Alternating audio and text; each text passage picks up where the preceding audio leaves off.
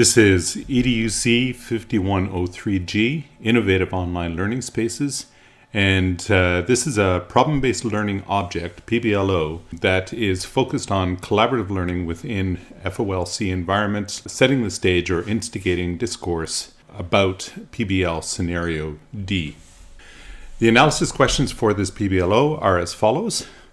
Number 1, what are the characteristics of collaborative activities? Number 2, what factors contribute to the formation of distinctive culture within a FOLC environment? Number 3, what are the effects of co-created collaborative activities? And number 4, what role does reflection play in collaborative learning? And this diagram just indicates the focus of this particular PBLO on collaborative learning, which is set in the center of the fully online learning community model representation that you're seeing on the screen. Note that collaborative learning extends beyond the digital space, the virtual space that you're working within, so that you can actually work within hybrid kinds of settings or physical settings, making use of the digital space within them. So that's indicated by these overlapping pieces that you're going to find on the left and the right-hand side, so extending into social presence and cognitive presence. But collaborative learning becomes the center of the entire focus. The essence of collaborative learning. Essentially, collaborative learning is about the construction of shared understandings for conversations, concepts, problems, and experiences. From Rochelle, 1992, and I've tried as much as possible to put the references at the bottom of the slide so you can actually reference them as well and go and check them out. Collaborative activities are most often based on 4 principles. That thinking is distributed amongst the members of the group. So in other words, collaboration requires that individuals work together, not separately. So you don't take the major product and then break it up into small separate groups, each individual going on their own way. You might try that to begin with, but you need to actually discuss all aspects of the work so that it is consensually working together. So all members of the group work on the same aspect of the problem at the same time. All members of the group share cognitive responsibility for the task at hand, and group members are encouraged to share their thinking as they work together.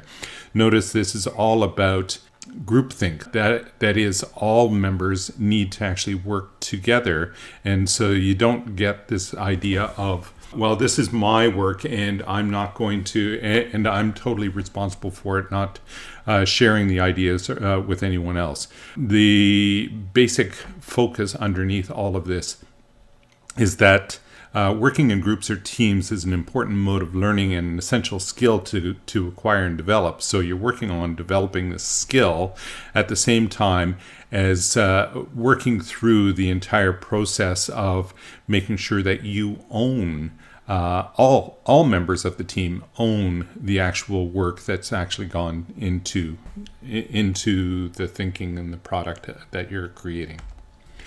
The theoretical elements basically are social constructionism.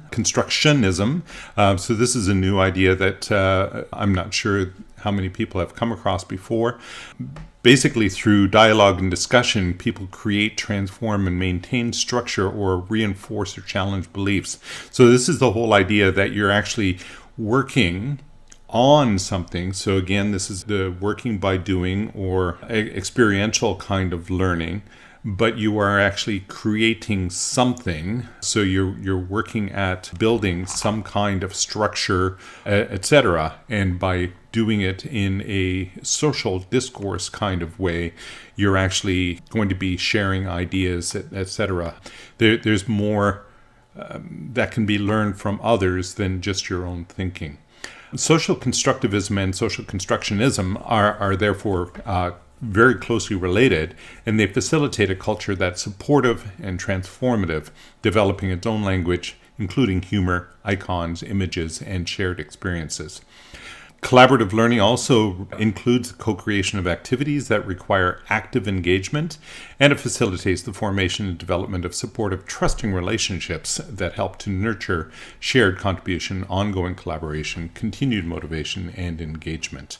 And you can see, again, the references that are given there.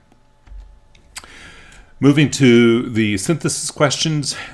The synthesis question number 1 is, how is collaborative learning distinguished from social and cognitive presences? In other words, how is it different from those others? And why is collaboration important? Number 2, why is the emergence of culture important to collaborative learning? And how is culture created within FOLC environments? Number 3, why are PBL strategies, particularly constructivist and constructionist principles, of value when collaborating in FOLC environments? And number 4, how do the other dimensions, SP, CP, and DS, contribute to collaborative learning within FOLC environments? And that brings us to the end of this problem-based learning object. I hope that you have interesting conversations as a consequence.